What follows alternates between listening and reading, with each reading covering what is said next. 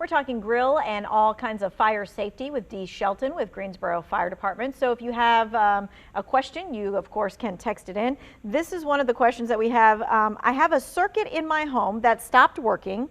I turned off the breaker, so that part of the house, until I can get it fixed. Is this still a fire hazard with the breaker off? If there's no power going to it, it should not be, but I would suggest getting an electrician to get on that as soon as possible. Okay. This person is asking, I have a woodworking stove that I use for my main source of heat in the winter. How often should I be cleaning the chimney, and what cleaning techniques are best? It needs to be checked by a chimney sweep, a professional, because not only are you trying to clean the creosote buildup, but you're also trying to let them check. They have a camera that runs down the chimney. They're checking for any cracks that could potentially become a chimney fire, or gets into your attic space or into your walls. And so with most of us, I mean, we're not using our fireplaces right now, right? Right. But in right. a few months, it'll be coming around that time again. Do we need Right. to be having our, even if it's just a plain gas fireplace, do we have to have that swept? The gas fireplaces usually have a vent, but it's good to have those serviced as well. You can call your gas company or whoever installed it for you, but all of that needs to be done at least once a year. Okay. So if I have a fire at my house, can't I just call my local fire department, my local fire station? No, you need to dial 911, and here's why. If it's your home that's on fire, if it's a structure fire, there's not just one station that comes. There's more, there's multiple stations. So you need to go ahead and dial 911 and get everybody out. At the same time, sometimes you see like the fire truck and all the guys like somewhere else, like they're going to get groceries or something like that. So is there sometimes when there's no one at the fire station? Yes, sometimes they're not there. If they're on another call, sometimes they're here at the training center for mandated training, or they're out doing smoke alarm requests, or sometimes they are responsible for their own meals. So they have to go to the grocery store and buy their own food with their own money. So this is a follow-up. Do fire departments give out the smoke alarm that has the carbon monoxide detector in it as well? some do, but we do not. At this point, the state does not have a grant for that, so hopefully that'll be coming soon. But right now, it's just smoke. All right, speaking of the smoke alarms, there is a huge statewide event coming up on June the 5th. So what happens June 5th? So it's the third annual.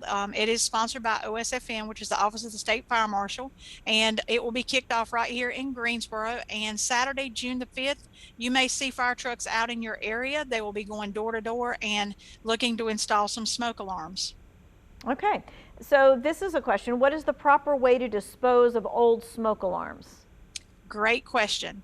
So typically some of the recycle places will take it, but here, the ones that we have here, we don't think they do. So they are suggesting, believe it or not, just put them in a couple of like the bags that you get from the grocery store, wrap them up really well and put them in the garbage. Okay, and they do have like some kind of radiation or something in them, and that's why you do that? Right, they do. The ionization type has a little bit of americium-241, but it's such a minute amount. It really, they've proven that it really does not affect the environment. So it's okay. They say it's okay to put it in the dump. Okay. Is there an expiration date on fire extinguishers? They do have a date of manufacture, just like with your smoke alarms. Typically, they teach us like about 10 years. If it's not the disposable type, you can have them checked by a company here in town. They can check it for you and keep it maintained and recharged. All right, this is a common question.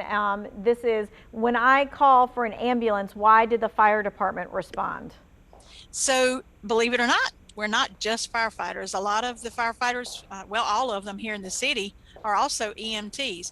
And so because our stations are strategically placed throughout the city, all 26 of them, they are within 4 minutes or less of your home. So they typically can get there faster than the ambulance. Oh, good to know. All right. This person is asking, what is the safest way to put out a small grill fire? Safest way to put out a small grill fire, if you know how to handle an extinguisher, by all means try that. But killing the gas, definitely when you take away the gas, that's the fuel, so that takes it away. If you can reach the burner and turn that off, it can cut it off, or turn it off at the gas, at the cylinder. All right, and if it's a charcoal fire? Charcoal fire, if you can cover it, you could probably stop the, because it's taking away the oxygen. All right, speaking of that, just very quickly, if we have a fire on our stovetop, what is the best way to get that fire out?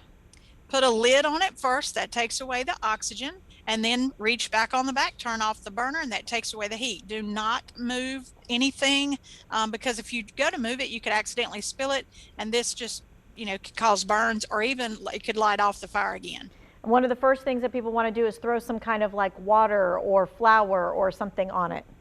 No, you can look up some of those videos on YouTube. That's highly dangerous. That water and oil don't mix in the first place, and they definitely don't in a fire situation. The water just makes it more volatile. And don't add flour or salt or sugar. That's just adding fuel to the fire. It eventually will catch on fire as well. So just put a lid on it, turn off the burner. All right, put a lid on it. There she goes. Thank you so much for your time and your expertise. You're welcome. Thank you, Tanya. Yeah, we want you guys to be safe. If you missed any of these recommendations or any of the Q&A, we do want you to go to the Two Wants to Know section. We'll be posting all of the interview segments right there.